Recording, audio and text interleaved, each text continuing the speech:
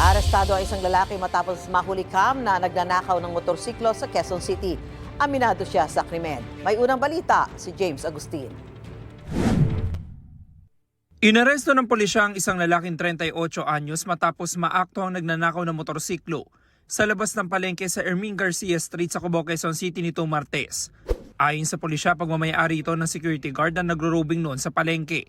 Paglingon niya, yung motor niya is may tao nang gumagamit at nakatakbo na ng almost 5 meters. So from that point, hinabol niya at humingi siya ng tulong sa mga bystander. Inataon din mayroon tayong SBY na pulis doon sa palengke. Doon, nagka-commotion, tinulungan ng pulis natin, hinuli. Nakuha mula sa sospek ang kalibre 38 baril na kargado ng bala. Wala siya may pakitang dokumento na pagmamayari niya ang baril. Nag-request tayo ng verification sa PNP FEU sa Camp Crame para ma-found out natin kung may kaukulang papel yung baril na dala ng suspect natin. At sinabit din natin siya for laboratory exam sa crime lab. Baka yung baril na yun is nagamit din sa ibang krimen.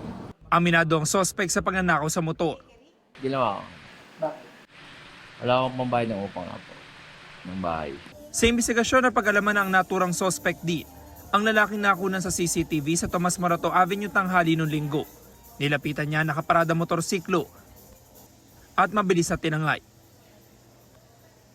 Sakop ng Kamuning Police Station ang pinangyarihan ng insidente na agad nakipag-ugnayan sa Cubao Police Station. Ang modus ng suspect na to is paikot-ikot talaga siya sa buong QC. Ang tinitingnan niya yung mga nakapark na motor na may naiwang susi.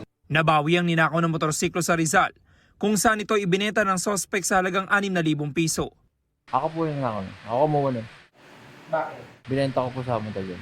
Marap ang sospek sa mga reklamong paglabag sa New Anti-Carnapping Act at paglabag sa Comprehensive Firearms and Ammunition Regulation Act. May karagdagang reklamo siyang kakaharapin dahil sa naunang ninakaw ng motorsiklo sa Tomas Morato Avenue. Ito ang unang balita. James Agustin, GMA News.